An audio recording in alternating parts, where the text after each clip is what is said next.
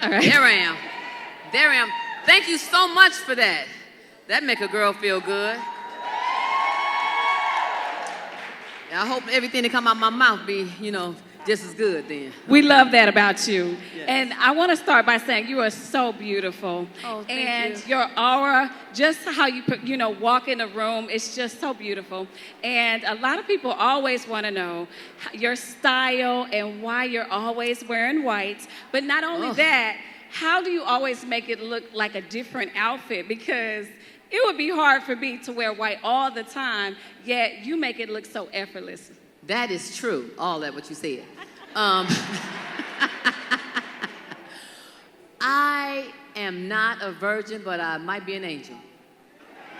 I could just say that. At least I know I'm one of God's angels, right? Amen. Turn to your neighbor and say, amen, I might be an angel. So I can make sure that I'm not the only angel here. I'm amongst angels.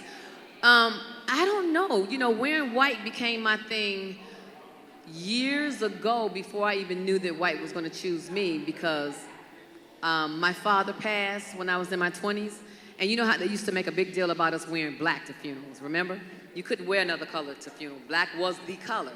And she really pushed that narrative till I think it really did something to me inside.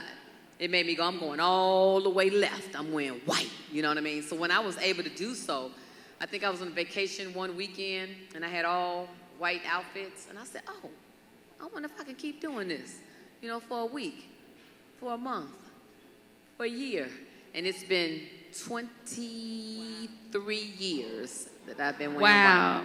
I have to ask this as well. And How do you keep it clean? Oh, no, I don't get dirty. No, I don't even allow that. When even I'm getting hugs, it's almost like if you feel and look like you're going to hug me too tight like a bear, it's not going to happen. Because, see, I got to stay clean. And I don't carry that little Clorox, Tide pen with me, so I don't have no accidents, But I think also me wearing white, you asked me, how do I stay looking different? Yeah. And I say the same damn thing. Any pastors in the house before I let loose? Because I may say a couple of, anybody? Okay, I may say damn, shit, and fuck in a minute, you know what I'm saying? So I'm just saying, I want to know how real I can keep it. Y'all was going to get it anyway, but I just want to let you know, a warning. But I think I pride myself at putting the outfits together because they are all white, so my accessories have to be the focal point, So I'll do a shoe or a belt or a hat or a jewelry or something. And I've been getting courageous lately. I've been wearing like black and white, you know what I mean? As long as white touches my body, then I'm fine with that. I love it. I absolutely love it. Now, I do want to take it back down memory lane just a little bit. And so when your career first started, well, maybe not first started, but when a lot of people fell in love with you, it was in the movie Players Club, and you were Diamond. Yay. And so tell us how you landed that role and what was it like? Because now looking back, you worked with so many legends like Ice Cube, Bernie Mac was in there. Terrence Howard, Jamie Foxx, Michael Clark Duncan, Uncle Luke, although he'd been talking shit about me, but I don't know if y'all saw that. But it was a lot of people that was just in that movie alone that made me walk away from it and have more love for Ice Cube because I said, he really know how to pick them, right. So how did you land that role? Did it just kind of fall in your lap? Were you somewhere and met Ice Cube? How did that come about for you? I'd like to say that it fell in my lap because I think what's for you is for you, and I still believe in that. But I met the casting director. She's from Chicago, and I'm from Chicago. And I went on what they call, go-sees, which are meeting all the casting agents. And she said, I may have a project for you. Leave your resume. And I did. And then I did Tupac's very last video, Toss It Up, with Danny Boy and Aaron Hall. And I was one of 4 women that was in that video. But you know how, you want to be the lead because you feel like the lead is going to get more, notoriety and more eyes on them. And so Tupac didn't like the young lady that was his lead. And I kind of, walked past because I already knew him and Suge. I already had did some other videos for them. And when I walked past, he said, I want fine like this, you know. And so, you know, I turned around like, moi? What do you need? I was like, coming to America, whatever you want, you know. And so he said, hey, can you get another outfit? You got another outfit? Can she, you know, do this part? And you know, Hollywood is a cutthroat business, and I was just learning it, so I didn't know who she was, and she wasn't my friend. I didn't owe her nothing, so I was like, hey, you lost out, you know. So I was like, I need another outfit. And so I ended up doing that part, and I got more scenes in that video. So that's where Ice Cube saw me. He saw me in that video, and he asked to take a meeting with me. And this particular day, my car was running hot, and it stopped about 4 blocks from where the meeting was. And I'm looking all like flush and everything, and my hair sweating, and I'm whatever. And so actually a guy ended up pushing us the 4 blocks to my meeting. And I went to the office. I got in the office and signed in and went up the elevator, and me and this guy was in the elevator together, and he says, you gonna be okay? And I was like, do I look okay? I'm on my way to this audition, this meeting, and and he told me, he said, sister, what's for you is for you. Yeah. And I just felt like, So he gets off the same floor I get on, but he goes to the left, I go to the right, and I sign in, and I'm sitting there trying to calm myself down, and I go inside the meeting, and he was one of the guys that was in the meeting with Ice Cube. And I said, wow, right? And there was also another producer in there that I had did a lot of other music videos, because when I first got to California, I knew that the directors were going to one day graduate to be directors of movies. And so I was trying to be very directable, so that was how I was paying the bills, doing videos. And so I had did about 4 videos for him. And so he stood up and he said, I can vouch for this young lady. She's hardworking. She came out here from the Midwest to be able to do it, and I gave her opportunity after opportunity. This is just a next level opportunity for her. And I felt like, sit down. They may not like me as much as what you're saying. I may not do a good job or whatever. And I sat there with Cube, and he gave me the script and said, hey, I got this script. I think that, I would love to see you audition. He didn't promise anything. He said, I'd like to call you in. And the first audition, I came in, and Sally Richardson was there, Nia Long, and Robin Gibbons. Wow. And I'm all fans of theirs, so I'm thinking, oh, if they here, I'm not going to get this. They looking for somebody, a star already, So I went in and did my thing, and it felt good. You know how when you know that you did your best and you feel you can walk away and go, I did that. Yeah. I did that. I'm going to tell you what scene it was. It was the... Wait, any babies in here? Okay. Any babies? Okay. It was the scene where I go, I think you was fucking my cousin in my house.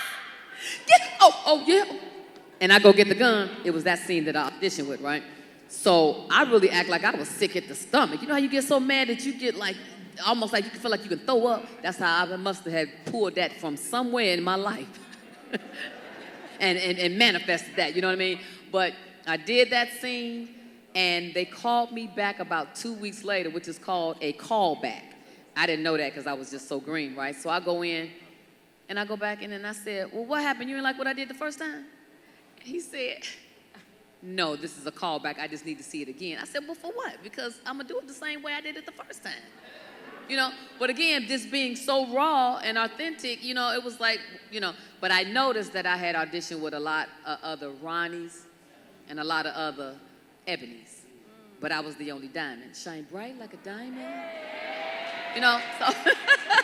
So that's how that came. And then he said, I guess by now you know that you got the part. And I was like, well, geez, thank you for telling me, but that's how it unfolded. And ever since then, I've been riding the roller coaster of that particular film. It's a classic. Mm-hmm. And so after you saw the movie and it was getting the warm welcome that it got, did you think, and was I in a classic? Did you think that after you did the film? No. I was just so thrilled to be amongst all the people that were there before me. To do your first film with Jamie Foxx. Yeah. I'm used to watching him on TV. Here I am next to him. My fellow Chicagoan, Bernie Mac, rest in peace. I remember him at the Cotton Club doing his sets there, when we both said we were going to California to do this thing, to really be doing something with him. You know, we didn't know Terrence Howard was going to be as big as he is now. But just to be amongst the players that was in there, I'm working. I'm making money. I am doing what I came out here to do. And I got this opportunity, and I was thrilled. I was humbled, and I was thrilled. I was excited. I was nervous. I was everything that a young woman would be with her first trial, you know? Incredible. And you've been in this business over 20 years now. And we know the entertainment industry is a hardcore business. So how are you able, with all these women in the room and some men, able to keep reinventing yourself, to keep going? Because I know it wasn't easy all the time. And so for other people who may be in a slope right now, but they need to keep going, what advice would you give? Because you've been able to stay on top for a long time. Bills. Bills, bills, bills. Can you pay my telephone bill? Can you pay my automobile? Maybe we can chill. I don't think they do. So you got to get your ass out there and do it too. That's some of the motivation, though. When I left Chicago, no was not an option for me. Not making it was not an option for me because I heard the whispers of, she not gonna make it. She need to get a real job. My aunties, you know, really, and I don't know if there's any beauticians out there or any actors or singers or entertainers out there, but those jobs don't become real to your parents until you make it. See, then when you make it, that's my baby, you know, but all that work up too. You know, and that's what I was going through. So I had to definitely show my family that I had what it take, and to show me as well. Because had I been in something that I wanted to stay in or that I was growing in, I never would have went there. I would have been content doing what I was doing. But something was pulling me to show me that I could be better than what I thought I was. That was good. Did y'all get that? That's one of those gems that I'm gonna drop for y'all, right? Yes. I like that. Okay. Oh, that's it. Oh, okay, I got it. And then besides that, I like what I do. I get to play pretend, you know? And I'm not the most maturest 50-something-year-old woman, but I love to laugh. I love to smile. I love to have fun. I love to live because this thing called life is lifing, as the kids say. You know what I'm saying? And so we already gonna stress already. We already gonna have arguments. We already gonna have complications. We already gonna have to deal with something and somebody all the time. But when I don't have to, can't I smile? Can't I laugh? Won't he do it? Won't he will? So I gotta be able to look at my life and appreciate it. I'm so thankful, I'm so humble, I'm so appreciative to the money that I can make doing what I like to do. My mama told me to always try to find a job like that. Remember that your mama always said, well, try to find something that you like to do and get paid for it. And I was stuck like everybody else, like, what is that? What does that look like? But if you keep going and you do that pros and cons list, the do's and don'ts, the likes and dislikes. See, I said, I like talking. Can y'all tell? Yeah, I like talking. And then I like people. What are the things that you like and what are the things you don't like? And I just started crossing out and doing the process of elimination. And what I was left with was the things that I could work with. Okay, what can I do with this? Is it radio? Is it acting? Is it modeling? Is it motivational speaking? What is that? What profession can help me aid all these things right here? And it was acting. I get to do all of that. Because y'all think that I came here just for y'all? Oh, I did not. No, I came here for us. I came here for me to you, for us. Because I get something out of this just as much because I realize y'all don't have to listen to me. Y'all didn't have to clap for me. Y'all didn't have to make me feel any kind of way. The support in this room alone for me makes me go, I'm so encouraged. If nothing else happens out of this room, I came to Dallas and got such a warm welcome till I'm going back home feeling proud of what I've accomplished to be in this room with you all. So thank you so much. Thank you. Thank you. You talked a little bit about being authentic and true to yourself because you said some people's like, oh, she's not going to make it.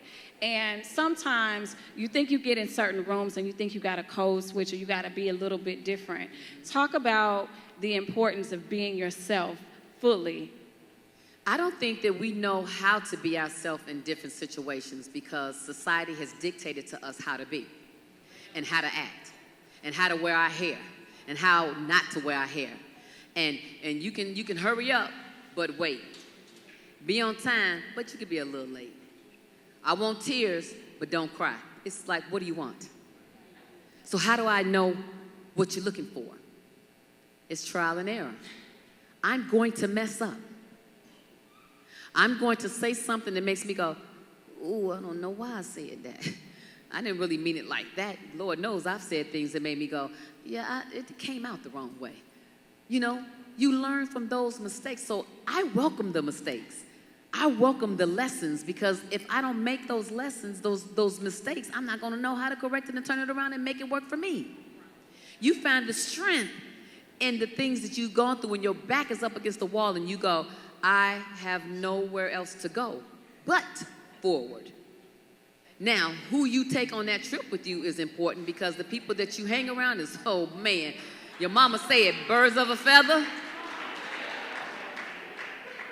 And I'm telling you, that's true. You are only as good as your company. Because when I have somebody around me that is uplifting me and saying such great things about me, I almost don't know how to take the shit. I almost be like, wait a minute, who are you talking about? Is that me? You know what I mean? Because I'm not used to it. Now, don't get me wrong. I know who I am and I know what I got. You know what I'm saying? I'm not saying that I don't think that I am a pretty woman. But when people come up to me and go, oh my God, you are beautiful. My insides is almost feeling like beautiful. Like, come on now. I mean, I know I'm pretty, but beautiful. But then it's like, well, what is beautiful?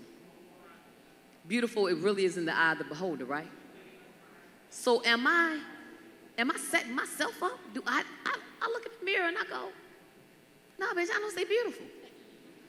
I see polished. I see ghetto fabulous. I see cool as hell. I see down to earth. I see pretty eyes, nice skin, nice little round butt, size 6. I ain't no Dallas cornfed fed girl, but you know what I'm saying. Y'all got wow, pow, ka-dunk back there. But how beautiful are we as a diaspora of color that we come in so many different shades? They want that. They want that. That's why we trendsetters.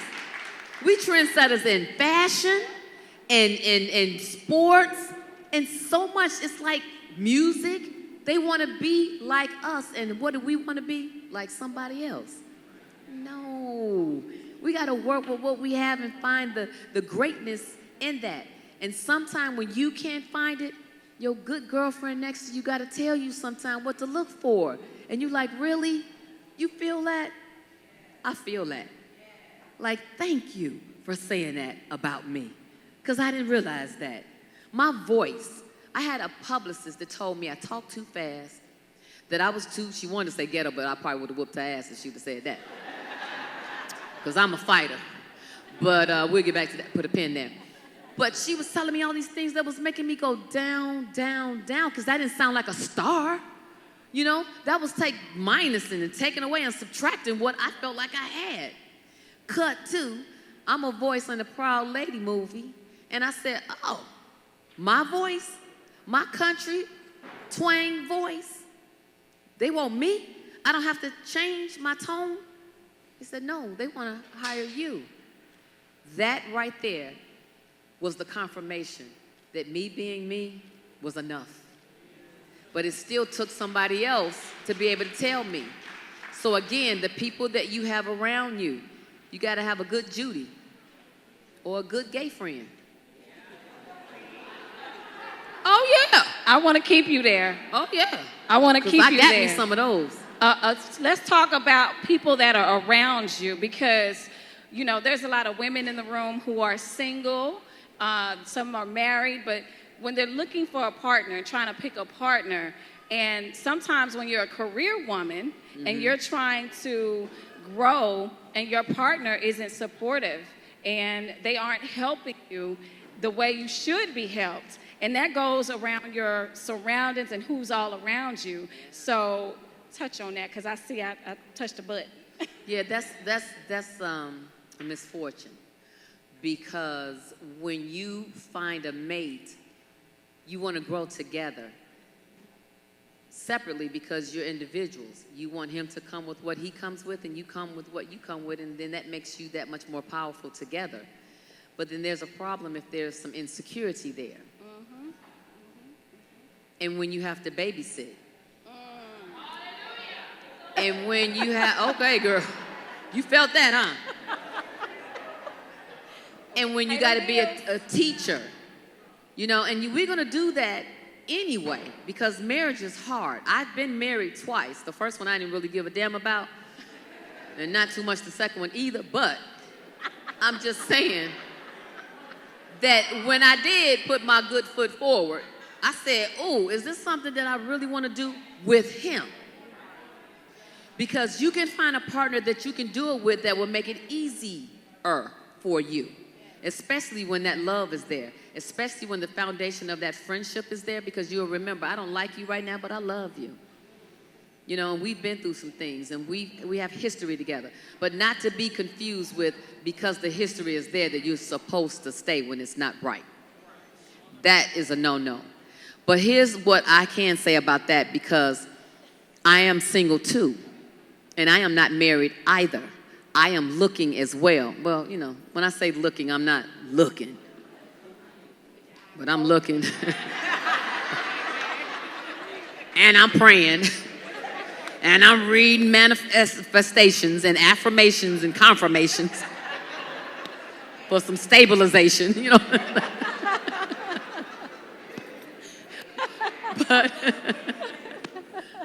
But I haven't gotten it right either. Okay. So I take my lead from women that are there now, those aunties, those grandmothers. And it's something to be said about the old school. See, we can't get away from the old school. The old school had it better figured out than we do. Okay? They knew how to stay with a man and be with that man and have a family and put in what the hell she had to put in. Y'all microwave babies now. I don't know what's happening. These millennials. Yes. Yep. Y'all microwave babies. Y'all ain't got it yet. You know what I'm saying? Y'all be calling us. You got it then. You got it. I ain't talking to you then. Why you getting offended? I ain't talking to you. You talking for somebody else over there? Let me bring the mic over there to you, girl, because I ain't afraid. Hold on. Let me hear what you saying. I want to hear, though. What you saying? I said the microwaves got it, too. We hot. Oh, yeah, okay. This is times two, too. Oh, you been married twice? Well, maybe you need to be up here with me. Well, I'm a therapist. Right. Now, see, then that's what I mean. We got to listen to someone that is there before us, because as you heard me say, I don't know. So if you've done it twice, that means the first time you fucked up too. And so now you got it right. Okay, I'm back. So this mama over here is a therapist. And I can tell from your passion, though, all shit aside, I can tell from your passion that you got it right now, that you're there and you actually are able to spread that knowledge to someone else. And that's that experience that you can't pay for, but you can absolutely share it and give it to somebody else. So my hat's off to you, sister. But back to me, I'm single. And I'm reading this book called Calling in the One.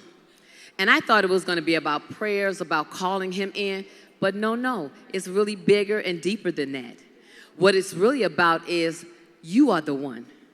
Calling in the reflection of what it is that you want in your life. Are you that? Have you released the things that you need to release to invite love into your life? Yeah, I can't because I don't remember it, but, you know.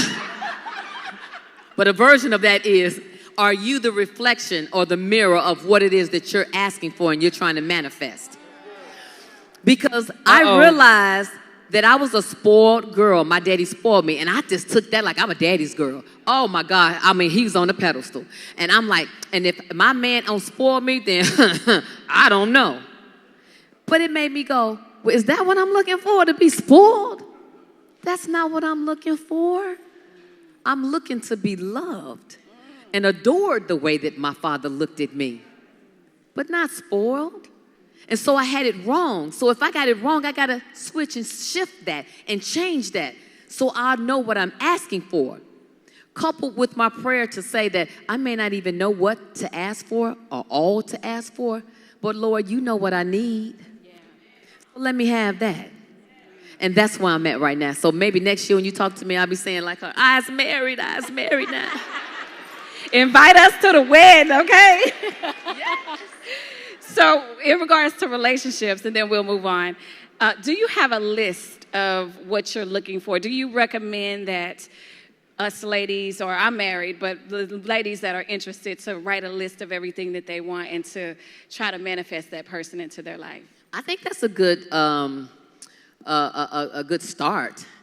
I think that what's better than that is to know that no one's perfect and that we're not perfect either, but you want to get close to your perfect as possible. There's some things that may be a deal breaker. Mine is snoring. Yes, I'm a light sleeper. And so if I got a film in the morning and you over there calling the hogs, I'm looking at you like this. And then I'm looking up at the ceiling like this. That means I'm not sleeping. So that's not going to work for the longevity of any kind of relationship with me. So that's a deal breaker for me. I have a list of things that I feel like I want in my life, and I feel like they're kind of trivial. Because I got like music, like he got to like music like me, because I love all genres of music. And I'm a dancer, so I like to just dance and just freak out, and it's like a stress reliever and exercise all at the same time. And music, you know, I like music because music is the background to our life. You know, you can remember this song that you used to dance to when you were in high school with your girls or whatever, you know, and it's like that's 1980, whatever, you know. I like to play. Okay. I'm not the most serious girl. Quite to the contrary, everybody think that I'm so, my reputation is more so like she don't take no shit and she'll let you know it. And I think that we all have that in us. We're all that, you know. You're not going to let nobody get up in your face either. You know what I mean? Before it's going to be a point where you go, oh, hold on. Mine is just shorter, you know. But but at the same time, I think about the things that's going to make my life longer, that he could give to me and bring to me. What's going to make us be on the porch together and just people watch and just sit there and just enjoy each other's company? Right. You know, like what are those things? And those things are not money. It's not finances. No. It's not what kind of career he has. It's none of those things. It is, can we enjoy each other's company? Mm-hmm. Can we pray for each other? Yes. Yes. Can we laugh together? Yes. Can we grow together? You know, those are the things that, can you hold me when you tell me that everything is going to be okay? Mm-hmm. But also you're smart enough to know that we need to come up with a plan A and B, and sometimes C. Right. That it's okay. Mm-hmm. And it's okay if I'm a crybaby. That don't work your nerve because I'm a crybaby. I'm like a pit bull in a skirt that will cry after I bite you, you know? See what you made me do, you know? But I think that list is important for you to identify some of the things that you want in your life. Because as you meet him, guess what? He has a list too. Mm-hmm. And I say that all the time.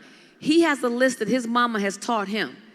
Is she going to keep a good house for me? Mm-hmm. Will she be a good mother to my kids? Mm-hmm. Does she know how to cook and keep my belly full? Will she be smart enough to help me with my business? Is she a great listener so then I can teach her how to keep this business afloat? there are things that are more important than the things that people think that's the shallow things. And I go much deeper and beyond that. Yeah. So, yes. Now, you are very active in your daughter and your grandchild, LisaRaye, right?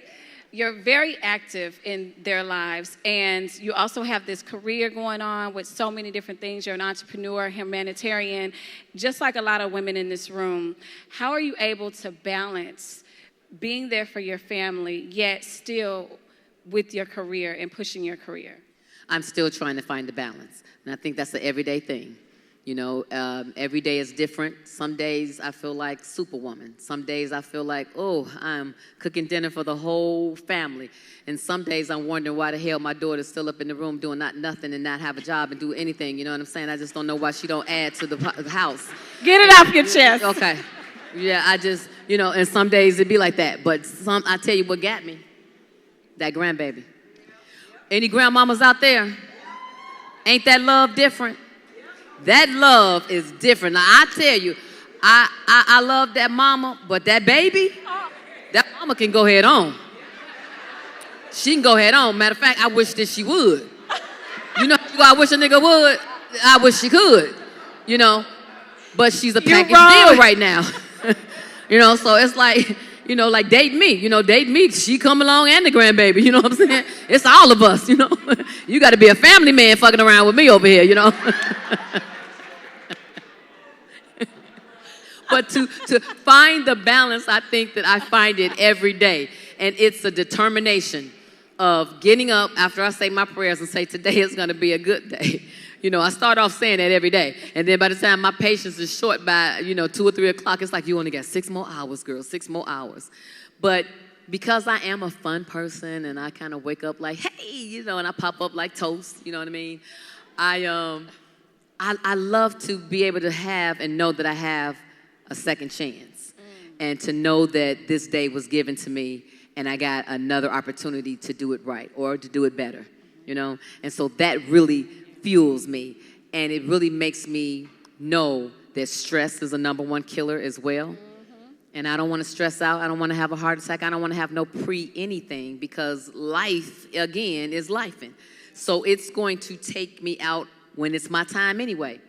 Until then, I want to do the best that I can, and I want to do everything intentional.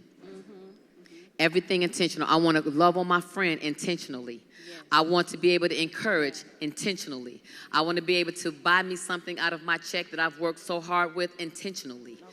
I want to love thy neighbor intentionally. I want to do my part in society intentionally. Because if we keep that in mind, that will keep us united, because we know that we cannot do this by ourselves. Yes. We are supposed to love on each other. We're supposed to be doing what we're doing now. This, to me, is a form of fellowship. We're not in church right now, but this is fellowship to me. This is us exchanging energy together.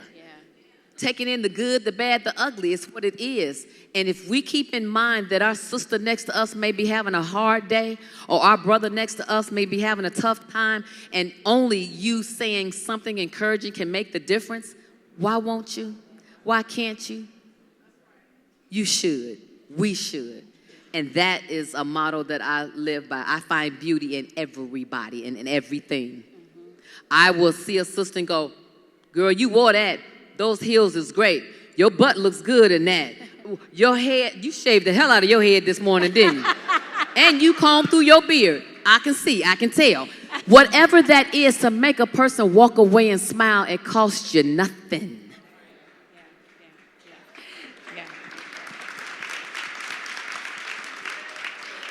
Now, I have a daughter that's 7, so yes. So I know she wrong by doing her daughter like that, talking about your granddaughter, because my mama does that to me as well.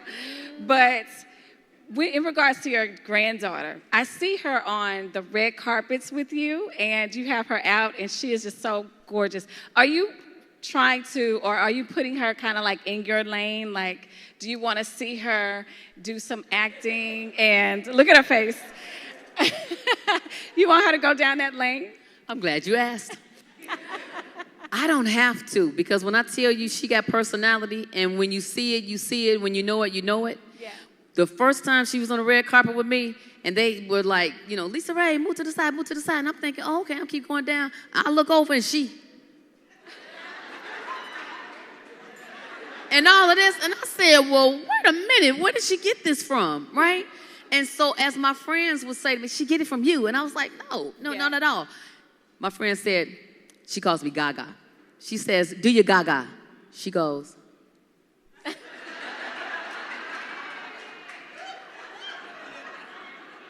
And I said, yup. That's me, you know what I mean? Trying to act all ooh, you know what I'm saying? And so she is on my show, Family Business. Any Family Business fans out there? So she was in it last season, and we start sixth season Wednesday. I start taping Wednesday when I get back. So sixth season is coming, and ooh, it's gonna be a doozy too. Yeah, so she is doing a little something, but again, you know, I'm gonna take it back. I'm gonna take it around. You know, my friend over there, you know what it is. But if my daughter, you know, had her shit together, that she could be her manager. But I can't do it all, you know what I mean? So she would go further, but I got to take her to everything. So I'm trying to raise 2 kids. Anybody out there can hear me? Anybody? Okay. Now, when your Can you tell that's a thorn right now? Pray for me. Pray for me. Now, when your granddaughter gets some of those checks that come in, do you let your daughter have them or do you take them? No, I open up the account. But they have a law that protects the kids, that their money goes into a whole different account. And that happened when Gary Coleman had the problem with his parents. So now they absolutely protect the kids' money. And I got different money aside for her. Okay. That's part of the reason I work too, you know. It's that motivation to make sure that I leave something back here for her, like generational wealth. You know? Right. Absolutely, absolutely. Now, you do acting, like you said, you're humanitarian and you've done a lot of things. What do you like to do the most? Do you like to act or do you like to be a host? Do you like to direct? We've seen you do that. What would you say you like to do the most, and how important is it for, you know, just to diversify and just keep doing new things and keep pushing yourself? This is what I like to do the most, right here. Because this is a personal one-on-one feel. I can't get this energy from behind the camera because you guys are not there when I'm working. So it's very, it's a still shot, you know, small set, same people. But when you can do this, and I can see and feel the energy and the reactions, that touches me more. Because there's a physicality that happens that does not happen when you're on the big screen. I found my voice doing this because I didn't realize that the things that I experienced could one day be on someone's ears to be able to help motivate them to do something. I didn't know that my voice mattered like that. And it wasn't until maybe, maybe 15 years ago now that I said that I can do this and I can speak for 45 minutes and know what the heck I'm talking about. Yeah. And feel what I'm talking about. I'm going to share this. You guys wanted to send me the questions to what you were going to ask me, out of respect to see if there was anything that I may say I want to stay away from. But I'm not that kind of girl because I'm straight from the hip, and there's nothing that I need to hide. And if it is, I know how to maneuver that. But they were sending me the questions, and I did not look at them because it's something about answering from the top of your head and from your heart that is authentic to me. Absolutely. I don't want to have a something that I have, you know, made up and wrote down and wrote out, because that's not what this is. This is a one-on-one conversation here. You want to know what I'm thinking right here, right now, you know? And I love the interaction. Like, I love the fact that you spoke up. That's what we're supposed to do. You are in a field that you can help me. So I respect that, you know, and I play and whatever, and I hope I did not offend you. Okay, I'm glad I didn't, because I know sometimes it could be like, she played too much, you know. But absolutely, I really feel that this is a way that you can really get to know somebody one-on-one, and that I can feel you all too. You all welcomed me, and I want to welcome you just as well into my life. I want to walk away from here and say Dallas in the room was like my family. So thank you. Thank you. Now, before we let you go, I want to talk about some of your new projects and how can we support you. So tell us some of your new projects. I know you were in the movie Lunar Lockdown, the family business, but tell us how can we support you. And I think you probably should have a podcast if you don't have one already. Oh, my God. Go ahead. That's funny that you say that. I did this interview maybe a couple of months ago now, Carlos King interview. Yeah. And I don't do a lot of interviews, but when I do... you broke the internet. Yeah. And again, an experience that made me say, oh, when you talk, people listen. So it made Oprah call and say, you need your own show. Oh. And I said, well, let's put it together. But what I don't want is a talking head show, okay. Meaning that it's my opinion. Because I can't, the pot can't call the kettle black. I'm not into that. I don't want to do that. I want us to learn together. Because if I had it all together, I'd be a lot further than where I'm at. And I'm not. I'm still learning because you're never too old to learn. So I admit that. So for me, I wanted a show, and I still want the show to be inclusive. Mm-hmm. Maybe like couples therapy meets The View meets something else where we are interactive with each other. We're playing games. Like one of the subjects were side chicks. I said, been there, done that. Yeah, okay. And learned from that. Okay. But when I was doing it, it wasn't for you to publicize it. See, the side chicks now, they're like, yeah, she get it, I get it too. And it's like, you ain't even supposed to be seen. Yeah. Yeah. So I asked, why don't we bring in some of the culture, the African culture that we know can have multiple wives if they can take care of them. Let's bring the wives in and ask them, how does this work for you? And does it work for you? So then these side chicks can hear it and listen to it and make their own decision. I can't tell them what to do and how to do it, nor do I want to. I want them to be able to find it out for themselves. And so a real realization or an epiphany comes from you. I want to build a show that's like that. Okay. So that's what we're speaking of. We're doing the 6th season of Family Business. I'm writing and producing a series because we have a show that's filmed in Chicago called The Chi. Any fans of The Chi? Yes. And Lena Waithe is a good girlfriend of mine. They are in their 6th season, but they, may not go on forever. And we had one of the Powers that were filmed in Chicago, Tommy's version of Power that was filmed there, and that's no longer. So with me being a Midwest Chicago girl, I said, well, what have I done for my city?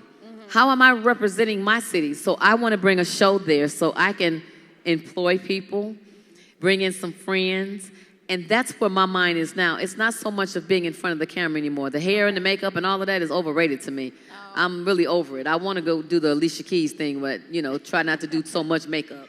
You know what I mean? And plus, I'm getting older, so I don't like all that makeup and stuff, I want you to see my freckles. What you say, girl? Hey, you from Chi-Town? Yes. Oh, yeah, there you go. Yeah, so I want to do something home. So I have that coming out as well. And then I have a jean line, which I mentioned, PZI. It got caught in the pandemic. And now I don't really know what Trump going to do. I don't know what that's going to mean. He wanted to build a wall the first time. Now he want to build controversy. I don't know. So I'm trying to figure out if TikTok going to go away, if it's going to stay. Because TikTok is like the new QVC, HSN, you know what I mean? So I could have went that, route. But I'm figuring that out. But right now, I'm enjoying being this grandmother, finding my me space and my me time and finding the balance and being able to help my mom. I lost my mother a couple of years ago. So I am thinking differently about this generational wealth and how to leave a legacy here, which my granddaughter could be proud of, and clean up some of the stuff that I've done that I really didn't necessarily like because I did it when I was younger and much more immature. Yeah. But to do things right in a way that I'm proud of too, and to be able to unite us and use my voice in a way that can be used, and to be able to live life. Right now, I'm just living life and having fun and being able to take in this life that is given to us. Yeah. Well, you're doing an amazing job. So congratulations to you. And thank you so much for this wonderful conversation.